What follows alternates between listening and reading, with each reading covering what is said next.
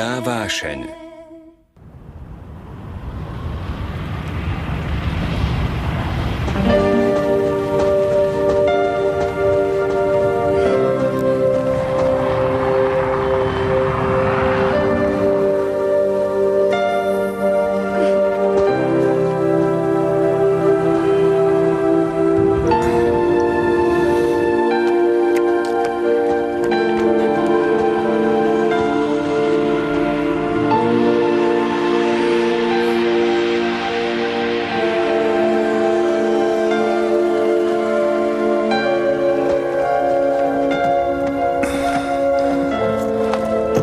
Libia.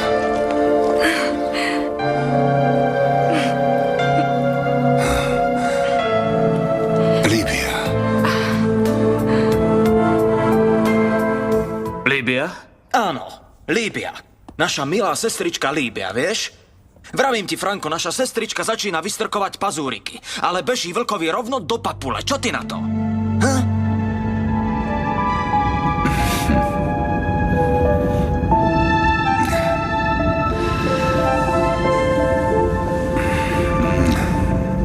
Prosím ťa, o čom to hovoríš? Nerozumiem ti. Je tajnostkárska a môže sa dostať do problémov. Tomu už rozumieš? Ale nezveličuj. Čo máš stále proti Líbii? Čo keby si ma konečne vypočul?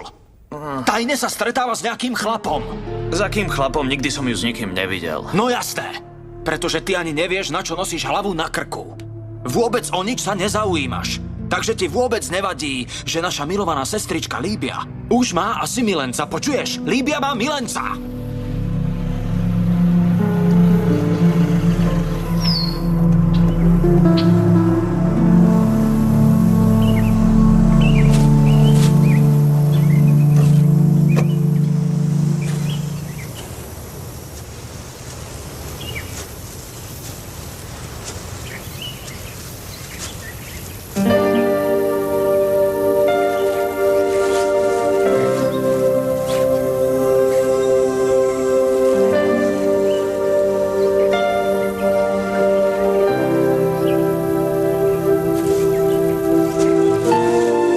Za jej milenca považuješ každého. Ak sa náhodou zarozpráva s chlapcom od susedov, hneď si vymyslíš ľubostný príbeh. Franko, toto nie je vymyslené. Vážne? A nehovorím o susedoch. Ani o chlapcovi, čo nosí mlieko. Ani o obuvníkovi, ktorý jej rozpráva blúdy vždy, keď ide okolo. Je to asi niekto, koho nepoznáme a je s ním zapletená už dlhší čas. Vieš, že to nie je pravda, Oskar. A teraz je s ním. Neviem kde, ale iste sú spolu. Vôbec sa mi to nepáči. Tá nehanebnica si robí, čo chce.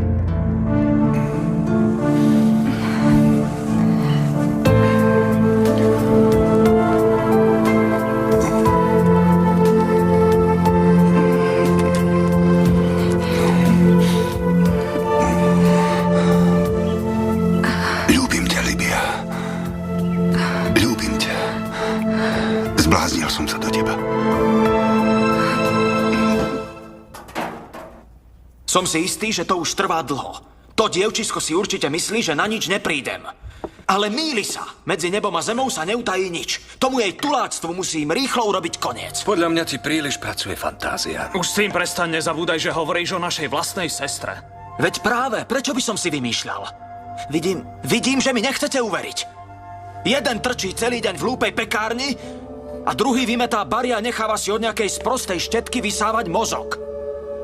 Ale ja som iný. Ja nie som padnutý na hlavu. Nedovolím, aby naša sestra tak hlboko klesla. Prestaň už Líbiu ohovárať. A čo mám podľa teba robiť? Mám byť ticho? Mám iba nečinne hľadieť, ako sa z našej sestry stáva pobehlica? Čo? Prestaň už konečne tvárať!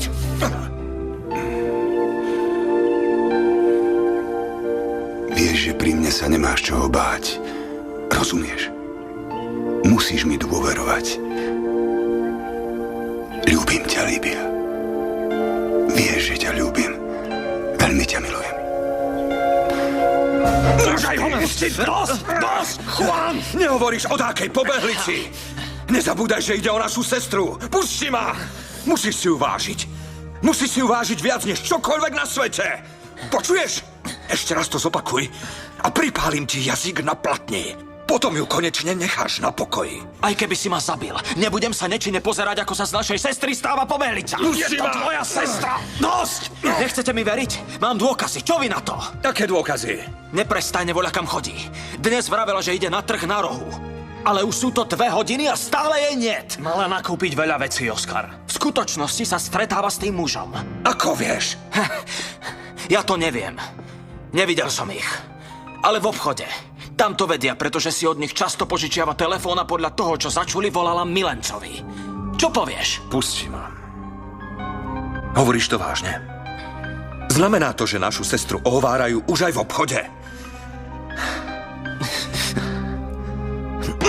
Takú vážnu vec si musím overiť. A urobím to hneď teraz. Čo tu vyzvedáte? Mňa sa vypitujete zbytočne, my zásadne neklebetíme. Povedali sme iba, že vaša sestra u nás trávi veľa času rozhovorom s mužom. A to je pravda.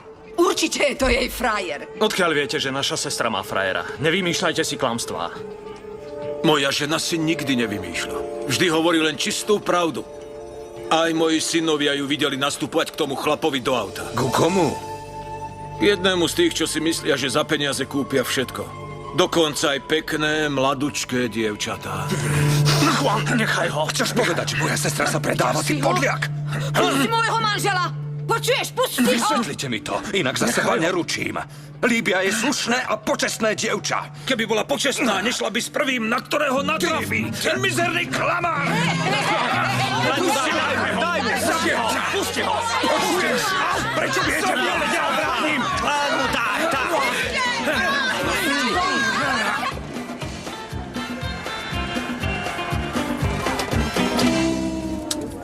Pár dní budem zaneprázdnený.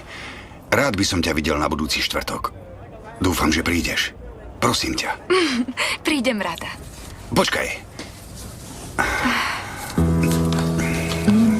Vezmi si. Nie, prosím ťa, nedávaj mi peniaze. Vezmi si ich.